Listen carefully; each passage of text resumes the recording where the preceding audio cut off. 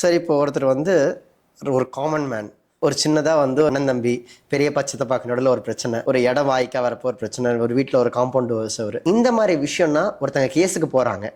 So அந்த மாதிரி ஒருத்தங்க கேஸுக்கு போறவங்க கிட்ட நீங்க என்ன சொல்லுவீங்க? ஏன்னா you are practising the highest apex of India. இப்போ வந்து கவர்மெண்ட் வந்து ஒரு அருமையான விஷயம் பண்ணிட்டு வந்துட்டு இருக்கு. ஆல்மோஸ்ட் எல்லா டிஸ்ட்ரிக்ட்லயுமே இந்த ப்ரொசீஜர் வந்து அது என்னன்னா ப்ரீ லிட்டிகேஷன் மீடியேஷன் ஒரு சிஸ்டம் வந்திருக்காங்க. இப்போ ஃபார் எக்ஸாம்பிள் உங்களுக்கும் எனக்கும் ஒரு சண்டைன்னு வச்சுக்கோங்களேன், நம்ம போய் அந்த ப்ரீ லிட்டிகேஷன் மீடியேஷன் சென்டருக்கு போய் நம்ம ஒரு அப்ளிகேஷன் இந்த மாதிரி இவர் என்னால பிரச்சனை வருது நான் கேஸ் போட போறேன்னு ஒரு அப்ளிகேஷன் கொடுத்தோம்னா அவங்க ரெண்டு பார்ட்டியும் நோட்டீஸ் கொடுத்து வர வச்சு அவங்க ரெண்டு பேருக்குமே ஒரு லீகல் எக்ஸ்பர்ட்ஸ் இருப்பாங்க. அவங்க வந்து பேசுவாங்க, எப்பா நீ இந்த கேஸை நடத்தினா அல்டிமேட்டா ஏபிசிடி இதுக்குள்ளதான் ரிசல்ட் இருக்க போகுது அப்படின்றத சொல்லுவாங்க. அதே மாதிரி ரெண்டு பார்ட்டிக்கும் தெரியும் போது அப்ப இவ்வளவுதான் ரிசல்ட்னா நம்ம இப்பயே முடிச்சிட்டு போயிடலாம், முடிச்சிட்டு போறதுக்கான வாய்ப்புகள் அதிகமாகும். அதனால அப்படி ஒருவேளை அப்படி பண்ண முடியலனா கூட அப்படி வந்து சில ஸ்டேட்ஸ்ல சில வந்து டிஸ்ட்ரிக்ட்லயோ ஸ்டேட்ஸ்லயோ கொஞ்சம் கம்மியா இருக்கிறதா கூட அந்த ஒரு மீடியேட்டரா தான் முதல்ல நாங்க எங்க ஆபீஸ்ல நாங்க எப்பயுமே அப்படிதான் அப்ரோச் பண்ணுவோம்.